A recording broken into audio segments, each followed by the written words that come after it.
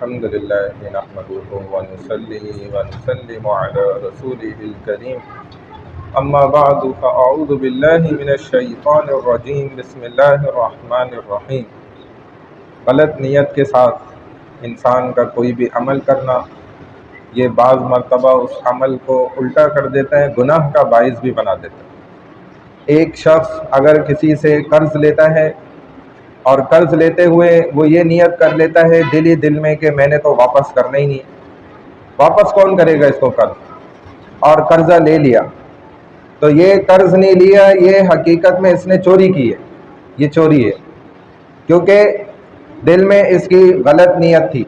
اس نے کیا سوچا کہ میں نے واپس تھوڑی کرنا ہے، تو چوری کر رہا ہے، غصب کر رہا ہے یہ۔ ایسے ہی ایک شخص نکاح کرتا ہے اور یہ ارادہ کر لیتا ہے، یہ سوچتا ہے کہ میں نے تو حق مہر دینا ہی کوئی نہیں ہے، حق مہر نہیں دے رہا تو یہ نکاح نہیں ہے، پھر یہ زنا ہے، کیونکہ نکاح کے ساتھ حق مہر جڑا ہوا ہے اور اس نے غلط نیت کر لی، اور بری نیت کرنے سے اتنا بڑا نیکی اور اجر ثواب کا کام جو ہے دیکھیں گناہ میں تبدیل ہو گیا۔ اپنی نیت کو کیسے ٹھیک کیا جائے، اس کے لیے 3 چیزیں کرنی پڑیں گی، 3 کام ہیں کرنے کے جس سے انسان اپنی نیت کو ٹھیک کر سکتا ہے۔ پہلا کام یہ ہے جو اس کو کرنا چاہیے کہ نیت کرتا ہے تو پہلے ابتدا میں بھی اپنی نیت کو ٹٹولے، درمیان میں بھی اور آخر میں بھی دیکھے اپنی نیت کو کہ میں یہ کام کس مقصد سے کر رہا ہوں، کس کے لیے کر رہا ہوں، کس کو راضی کرنا چاہتا ہوں۔ شروع میں، درمیان میں اور آخر میں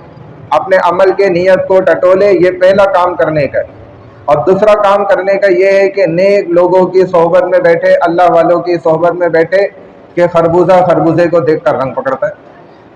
تو ان کی جو نیک عادات ہیں اور اچھی عادات اور اخلاص ہے نا،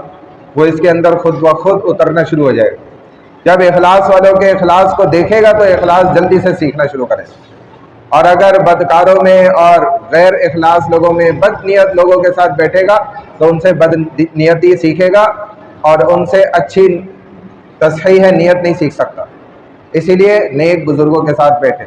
ان کے ساتھ وقت لگائے تاکہ اس کی نیت صحیح ہو۔ اور تیسرا کام جو کرنے کا ہے وہ یہ ہے کہ اللہ سے دعا کرے کہ اللہ میری نیت کو درست فرما دیجئے، مجھے اخلاص کی دولت سے مالا مال کر دیجئے۔ یہ 3 کام کرنے ہوں گے، اس کے بعد آپ کے ہر عمل کے پیچھے جو نیت ہوگی وہ بہت بڑی نیت بن جائے گی اور وہ آپ کے عمل کو بہت بڑا بنا دے گی۔ رسول اللہ صلی اللہ علیہ وسلم نے فرمایا کہ عمل سے زیادہ بہتر اور افضل چیز کیا ہے؟ نیت۔ حالانکہ ایک آدمی عمل کر رہا ہے لیکن نبی علیہ السلام فرما رہے ہیں اس عمل سے زیادہ افضل اور بہتر نیت ہے۔ اگر عمل کر رہے ہیں غلط نیت کے ساتھ تو بیکار ہے، اور نیت کر لیتے ہیں بعض دفعہ عمل کرتا کوئی نہیں ہے، ثواب مل جاتا ہے۔ دیکھیں تو نیت فرمائے کہ زیادہ اہمیت نیت کو دے، اتنا زور اپنے عمل کو ٹھیک کرنے میں نہ لگائے جتنا نیت کو ٹھیک کرنے میں لگائے۔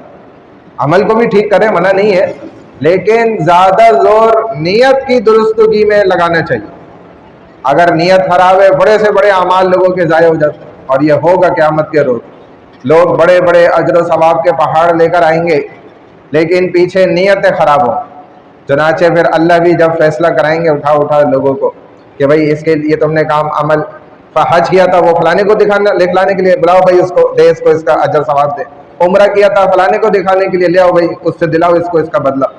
نماز پڑھی تھی فلانے کو دکھلانے کے لیے، علم سیکھا تھا اس کو دکھانے کے لیے لے آؤ بھائی اس سے دلاؤ بدلہ، اب وہ کیا بدلہ دے گا اس کو؟ تو ایسے عمل ضائع ہوتے ہوئے پہاڑوں کے برابر کے، اور ریزہ ریزہ ذرہ ذرہ بھائی اس کو نیکیاں نہیں بچیں گی، پہاڑ لے کر آیا لیکن اس کے پیچھے نیتیں خراب۔ اسی لیے بھائی نیتیں سیکھنے میں